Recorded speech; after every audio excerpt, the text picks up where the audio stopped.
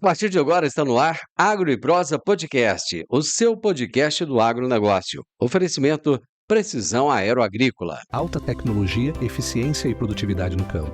Com a precisão aeroagrícola, você tem maior uniformidade na aplicação, sem amassar plantas e sem compactar o solo. Tudo isso com menor impacto ambiental e uma equipe comprometida com ética, respeito, inovação e resultados. Certificação em aplicação aeroagrícola sustentável, base em Catalão e pontos de apoio em Goiás, Minas Gerais e São Paulo. Precisão Aeroagrícola, sua aplicação em boas mãos. Acesse www.precisãoaeroagrícola.com.br. Agro e Prosa, apresentação Divino Ronaldo. E eu tenho, ao longo de 2024, principalmente 2025 e agora 2026, entrevistado muitos advogados. E esse advogado que eu vou entrevistar agora, pelo menos umas 3, 4 vezes eu já conversei com ele, que é o doutor Leandro Marmo, advogado do agronegócio. Como é que você chegou de helicóptero aqui hoje? Hoje não. Você falou que essa entrevista aqui, grandes nomes, eu olhei para trás. Será que eu devia estar esperando alguém para entrar aqui? O Leandro é aquele que chega nos dias de campo, chega de avião, chega de helicóptero. Tem um carrão também que você chega, qual que é? Tinha o carrão, era um Porsche verde. Era? Era o Foguete do Águia. Era? Eu vendi. Ah, vendeu. Comprou uma Ferrari. Comprou. Leandro, brincadeiras à parte, cara, mas assim, eu acho que você escolhe o fruto de um bom trabalho que vocês vêm realizando ao longo do tempo e da especialização, do foco no agronegócio, né? Sim.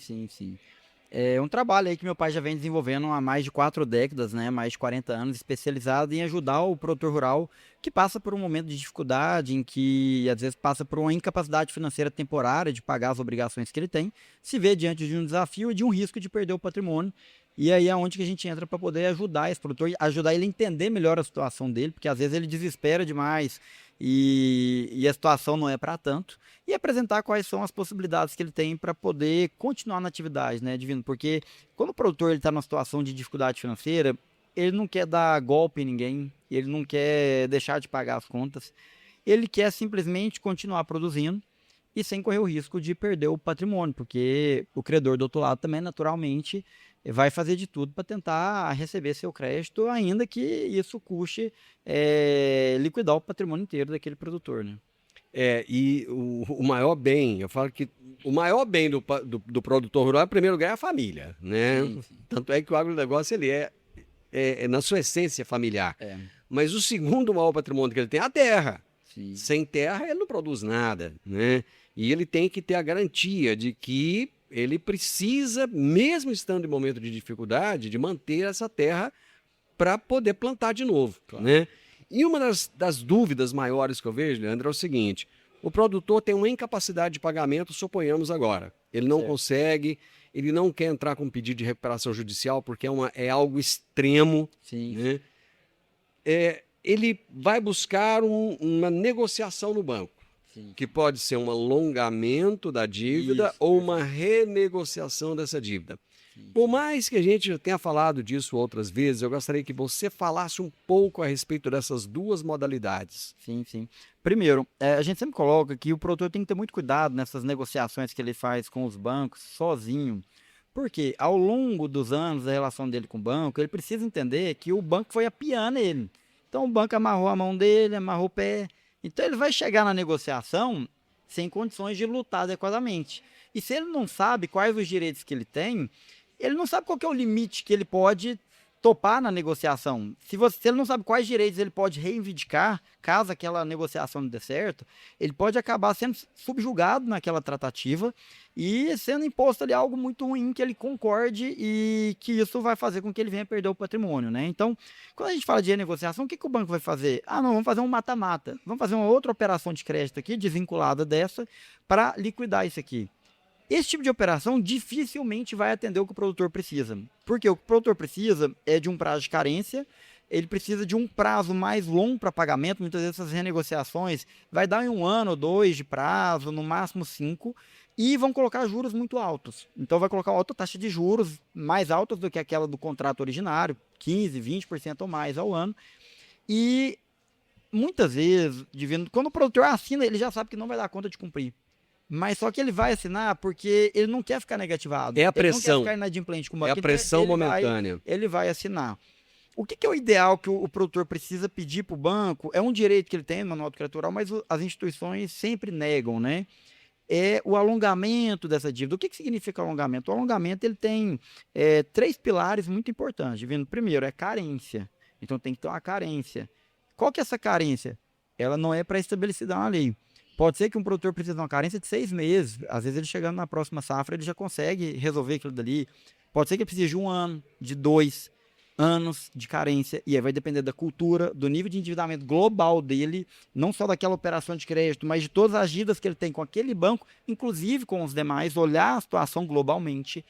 E o prazo de pagamento, pode ser que 1 ano seja suficiente após a carência, pode ser que ele precise de 2, de 5 ou de 10. Principalmente de 10 anos ou mais, principalmente considerando o nível de acumulação de dívida que ele chegou até hoje, com um custo elevado e com a margem apertada que está hoje. E isso a lei também não estabelece. Olha, ele vai ter o direito de alongar por quantos anos? 2, 5, 10, a lei não estabelece. A lei diz o quê? Que é de acordo com a capacidade de pagamento. O que é a capacidade de pagamento? Analisar a situação das dívidas dele com a margem que o negócio está dando. Quem que vai dizer isso? É um projetista, é um agrônomo que vai fazer um laudo de capacidade de pagamento e apresentar, não, esse produtor precisa de 1 ano de carência e 7 anos para pagar. E o mais importante, os juros, ele tem que ser o mesmo do contrato original, que tem que respeitar o limite do crédito rural de 12% ao ano. Se o contrato original era de 10%, nessa repactuação tem que se observar esse mesmo limite de 10%. Em hipótese alguma, pode ir além dos 12% ao ano. Ele não pode ser majorado, né? Então, aqui inicialmente a gente estava com 10%, agora o que a gente tem disponível é recurso livre a 18% ao ano. A lei não admite isso. Mas é o que os bancos fazem todos os dias. Sim, mas se você levar essa discussão para dentro do judiciário, o judiciário vai reconhecer esse direito. Inclusive aqui em Rio Verde, nós tivemos agora, recentemente, esse ano, 2 casos muito relevantes, 2 dívidas ali de 20 milhões de reais, com bancos diferentes, que numa situação como essa que o produtor pediu no alongamento administrativamente e o banco não concedeu, nós entramos com a ação de alongamento para esses produtores e o juiz deu uma liminar falando que, produtor, quando vencer a dívida, que foi antes do vencimento, quando vencer a dívida, você não vai pagar. Eu vou proibir o banco de poder te cobrar extrajudicialmente e judicialmente. Eu vou proibir o banco de negativar seu nome nos órgãos de proteção ao crédito, no Banco Central. E nós vamos discutir aqui, enquanto isso, que condição, qual vai ser o novo fluxo, porque eu estou vendo pelos elementos que você me trouxe que, de fato, você precisa de uma reestruturação dentro do que a lei realmente estabelece. E no caso ali, a gente já mostrou para o juiz que no caso de um dos clientes, se ele fosse pagar os juros que estavam sendo exigidos, já daria ali mais de 5 milhões de reais acima do limite legal. Então, além do próprio direito de reescalonamento da dívida, tinha uma pretensão ali de revisão, de redução dos juros, porque o que estava projetado para pagar mais adiante já ia além do limite legal e da capacidade realmente desse produtor honrar. Existe alguma jurisprudência ou vai da cabeça do juiz? Divino, é uma questão assim que realmente ela é difícil. Por que ela é difícil? Justamente por a lei não definir objetivamente as coisas. Quando você diz jurisprudência, o que é jurisprudência? É quando você tem um entendimento consolidado. Justamente a expressão que a gente usa, que seria mais adequado para o que você quis dizer, seria um precedente. O que seria um precedente? É alguma decisão que dá um entendimento favorável a isso. Nós estamos tendo muitos, do Tribunal de Justiça de Goiás, juízes de primeira instância e de outros tribunais do Brasil inteiro, Mato Grosso, Paraná, Santa Catarina, porque essa questão está sendo levada ao judiciário, não é nem a centenas, são aos milhares, né? E um detalhe muito importante do produtor saber é que esse direito ele tem, até no caso que a dívida está garantida por alienação fiduciária, que é a garantia mais preocupante que o produtor tem. Esse era um ponto que eu gostaria de colocar e de entender muito, porque muitas vezes o produtor ele é solicitado que deixe o seu patrimônio ali como garantia daquela dívida, né? E faça essa alienação. Como é que ele vai fazer para falar, olha, não vou, porque a gente sente que muitas vezes é difícil de você chegar na frente do gerente que lá atrás foi seu amigo, pegou na sua mão, te concedeu o crédito, e de repente você vai falar para ele agora, olha, eu não tenho dinheiro para te pagar, mas também não vou dar minha terra em garantido isso aqui. como é que vocês têm visto isso? Vamos dar um exemplo para ilustrar o cenário. O produtor pegou ali um empréstimo de 5 milhões numa alienação fiduciária e vai vencer uma parcela agora de 2 milhões e meio, 30 de abril, famoso 30 do famoso 30 de abril. E aí vai vencer 2 milhões e meio, ele já fez as contas do que ele tem que pagar do Barto, dos compromissos, e ele não tem de onde tirar aquele dinheiro. Certo. Aí ele procura o banco, procura o gerente e fala, ó, eu preciso ser reescalando isso aqui e no máximo eu vou conseguir pagar aqui 500 mil, 1 milhão, alguma coisa assim. O gerente analisa e fala, não temos condições de fazer isso. Desesperado, esse produtor, às vezes, ele já até tentou vender alguma terra, uma matrícula, só que a proposta que ele teve no mercado, se ele teve, não é suficiente nem para cobrir o valor da dívida. E aí não tem como ele vender, porque no caso ele não é só parceiro, ele teria que liquidar para vender, né?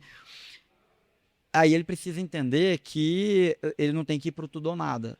Peraí, não, então eu vou fazer uma dação em pagamento, vou ter que dar isso até para o banco como pagamento. E ele tem que procurar um profissional que é especializado em crédito rural, um advogado, um agrônomo, para fazer esse laudo, primeiro, do que ele teve de prejuízo nos últimos anos, nas últimas safras, um laudo de frustração de safra, e o outro é um outro laudo de capacidade de pagamento. E aí, diante disso, ele vai chegar na instituição financeira e apresentar. Vamos dar um exemplo. Olha, eu preciso aqui de um prazo de 1 ano de carência e eu preciso de um prazo aqui de 6 anos para pagar isso aqui, sendo limitado os juros aqui em 12% ao ano. E pelo que me foi apresentado aqui pelo advogado, pelo agrônomo, é o que eu tenho direito pelo manual do crédito rural.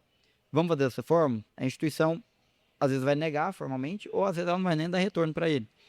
Aí, diante desse cenário, ele precisa entender que se ele for ao Poder Judiciário, ele terá uma probabilidade muito grande de conseguir um liminar, seja com o juiz ou com o tribunal, para falar o quê? Olha, produtor, fica tranquilo, chegou no dia você não conseguiu pagar, vai estar suspensa a exigibilidade da cobrança dessa dívida e, de acordo com esses elementos, essas provas que você me apresentou aqui, nós vamos discutir dentro do processo o que é a sua real capacidade de pagamento, qual que é o fluxo de caixa, porque o que o juiz vai ver, divino? Fala, olha, o banco tem o direito de receber? Tem, mas só que numa situação que às vezes o banco tem ali 5 milhões para receber, ele está com a garantia de 10, 15 milhões.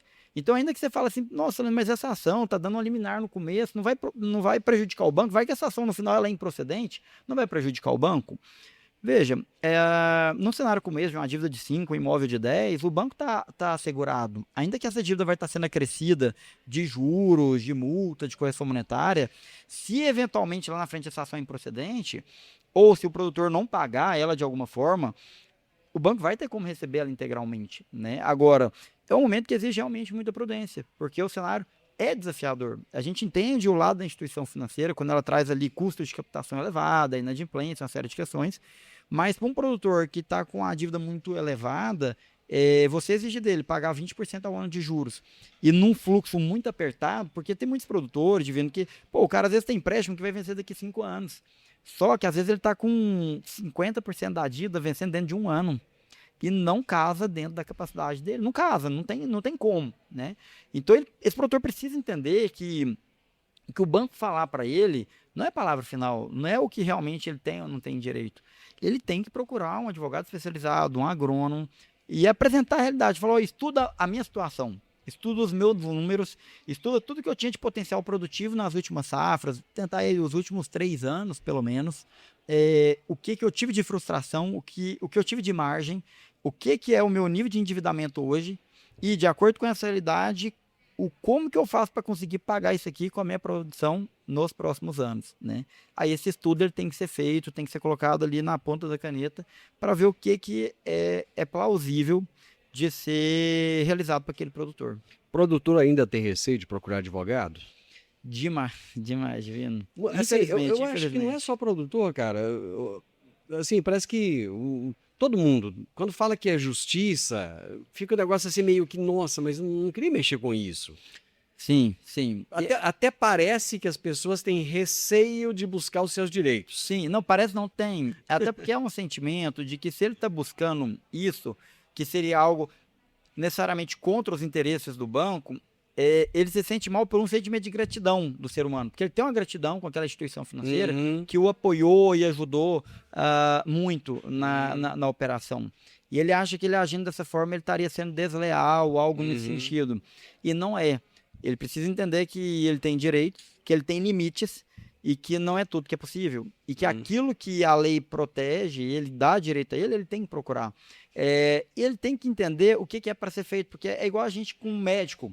Às vezes não quer procurar um médico, mas não vou nem no médico, porque vai falar que eu tenho um câncer, que Eu tenho não um quero trem. descobrir, não Eu quero quero saber se eu tenho descobrir. doença. Exatamente. Então, às vezes nisso, você fala, não vou procurar, porque o médico vai vir com cirurgia, não sei o quê. Uhum. Então, às vezes ele fala, não vou procurar advogado, porque ele já vai vir falar de recuperação judicial e esse trem não é comigo. Vai negativar meu nome. E às vezes a alternativa que vai ter para ele não é essa. Nós temos um cliente hoje na Bahia com mais de 100 milhões de dívida, tudo em alienação fiduciária com 5 bancos, que nós estamos caminhando para resolver sem precisar de recuperação judicial. Somente através das ações de alongamento rural. Provavelmente aí, essa semana que vem, deve sair um liminar suspendendo a exigibilidade dessas dívidas todas, porque não tinha outra alternativa. Ele não tinha outro meio, né? E tem produtor que ele precisa entender que às vezes ele foi abusado na relação dele com o banco. Às vezes é mais ou menos aquela mulher que ela quer preservar a relação com o marido que bate. Uma hora o marido vai matar ela. O produtor tem que entender que às vezes numa relação bancária, o banco pode estar abusando dele. E ele está querendo proteger uma relação de um parceiro que uma hora vai matar ele. Vai matar ele como? Economicamente. Porque já fez ali um contrato guarda-chuva pegando a fazenda inteira, pôs alienação fiduciária, pôs um juros de 20%, exigiu aqui seguro de vida, título de capitalização, exigiu coisas que onerou mais a operação e pôs um prazo para ele pagar que não bate com a realidade do agro, né? Às vezes pôs uma parcela ali de 3 milhões, onde ele sabe que cabe só um. Leandro, a gente fala muito de banco, mas nem toda negociação é feita com o banco. Perfeito. Às vezes tem uma operação de barter ali, tem um parceiro, uma empresa, uma revenda que você já tem negócio com ele há muito tempo tal, e que acabou você negociando diretamente com aquela empresa. E nesses casos? Aí é desafiador, porque quando a gente fala dos direitos do Manual do Crédito Rural, alongamento de dívida rural e tudo, isso não se aplica para revendas, né, para empresas que não fazem parte do sistema financeiro nacional. O que a gente gosta muito de alertar os produtores enquanto relação com essas revendas é ele analisar ali quais são os riscos que ele tem diante daquele negócio. Se eventualmente essa revenda atrasar na entrega dos produtos, como que está documentado, porque é uma questão que eu sempre falo, Divino, o produtor faz um negócio milionário com a revenda, e apesar de ser um contrato bilateral, que ele tem obrigações com a revenda com ele, a única coisa que se documenta é uma CPR, e que consta 1001 deveres dele com a revenda. Então, quanto que ele tem que pagar, 10 mil sacas de soja, qual data, a qualidade do grão, aonde que ele tem que entregar, o washout, multa se ele descumprir. Ok, mas e a revenda? Aonde que está escrito o que ela tem que entregar para ele? Qual que é a qualidade desse produto? Qual que é a data limite que ela tem que entregar? E aonde está escrito a multa, caso ela não cumpra isso com o produtor? Geralmente isso não vem escrito, então a gente recomenda que se exige isso daí, né?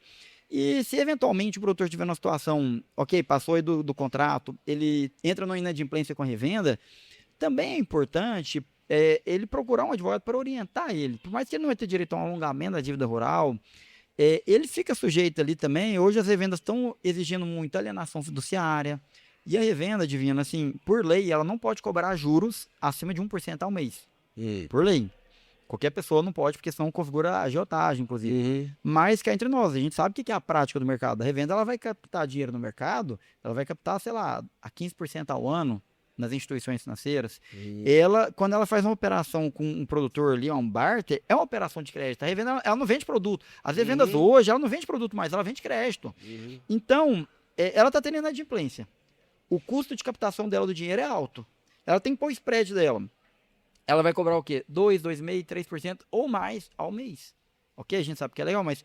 Então, o produtor, ele tem que ver, quando ele vai precisar fazer não é um alongamento, mas quando ele vai prorrogar essa dívida ali com... Eu não vou nem falar prorrogação também para não confundir com o banco, né? Isso. Mas quando ele vai fazer uma renegociação com a revenda para a próxima safra, 2, 3 safras, ele tem que ter uma orientação ali também, porque senão vai colocar uns juros tão altos naquela conta que depois vai sufocar.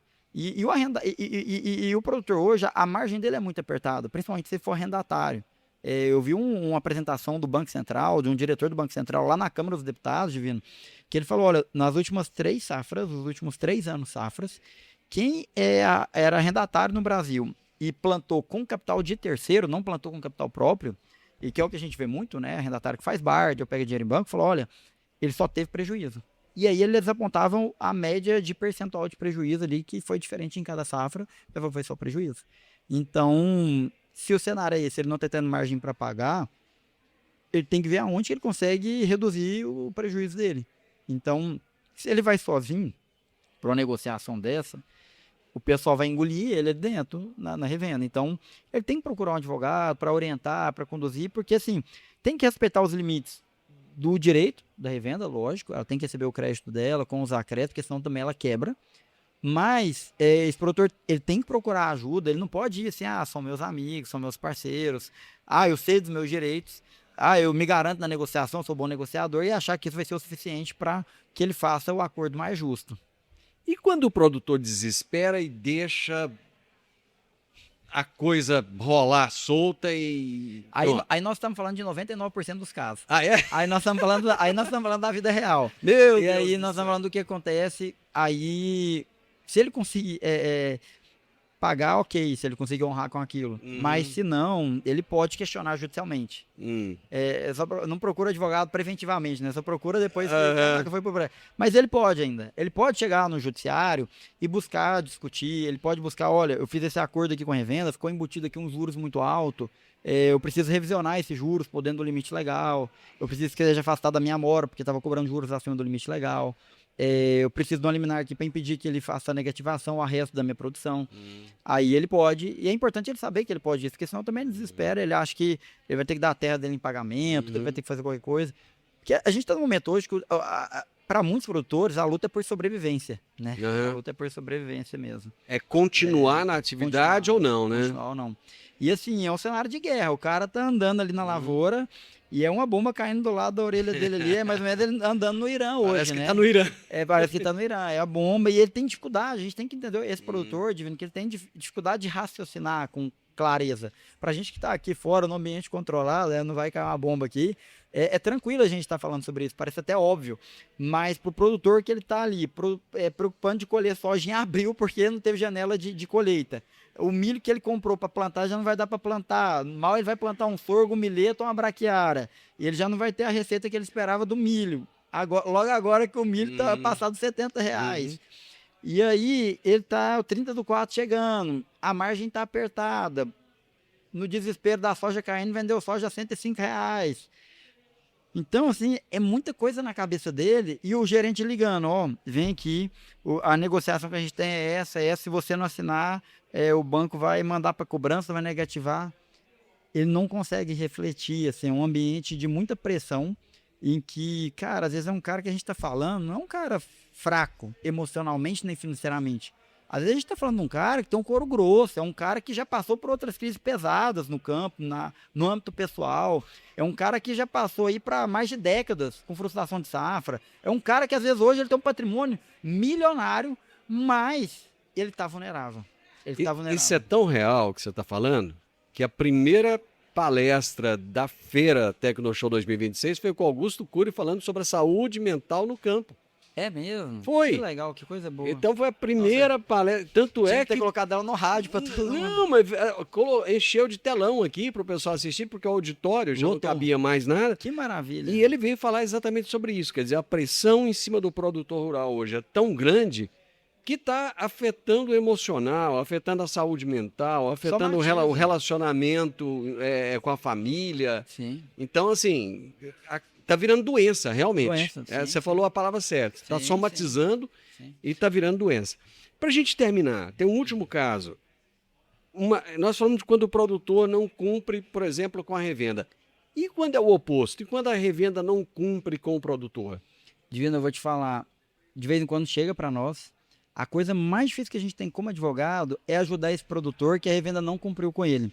Justamente porque não está escrito em nenhum lugar quais são as obrigações que ela tinha com ele. O que ela tinha que entregar para ele? Às vezes eram vários tipos de produtos diferentes. Então, às vezes ela tinha que entregar alguns adubos que era antes de começar o plantio. Às vezes ela tinha que entregar alguns químicos que era após o início do plantio. E aí você tinha as janelas, de acordo com o estado vegetativo específico, que aquilo tinha que ser entregue. Só que isso não está escrito em lugar nenhum. Então, às vezes, eu já vi situação de entregar um adubo pro cara quando ele já fez o plantio. Entregou em janeiro. Peraí, mas e agora? Como é que fica? Ah, mas o Estreito de Hormuz fechou. Ok, mas e aí, como é que A fica? Rússia invadiu a Ucrânia. Exatamente, e aí, como é que ele fica? Então, aí a gente volta lá atrás, o produtor, por mais que até hoje ele não foi de pedir isso para revenda, é importante ele passar a pedir. Se não tiver um contrato, que seria o ideal, um contratinho simples ali para fazer, pede para documentar isso no WhatsApp, que seja, ou no e-mail, né? Combinou com a revenda. Peraí, olha, pessoal, o que a gente ficou combinado aqui, nós negociamos, eu estou comprando isso, o valor aí de cada item, com relação a esses produtos, até tal dia vocês vão me entregar, com relação a esses outros produtos, até tal dia. Porque é difícil. E tem um detalhe muito importante, que o pessoal sofre, Divino, não sei se você já teve conhecimento disso. Ele vai lá e negocia um barter, por exemplo. Quanto que vai me custar isso aqui? Com a revenda fala, vai custar 20 mil sacas. Aí ele fala, então beleza, faz a CPR, então, combinando que 30 de abril eu tenho que te entregar 20 mil sacas. Aí ela vem com uma CPR dizendo que está escrito assim, 30 de abril tem que entregar 30 mil sacas. Isso é raro, mas acontece com todo mundo. O que é isso, Divino?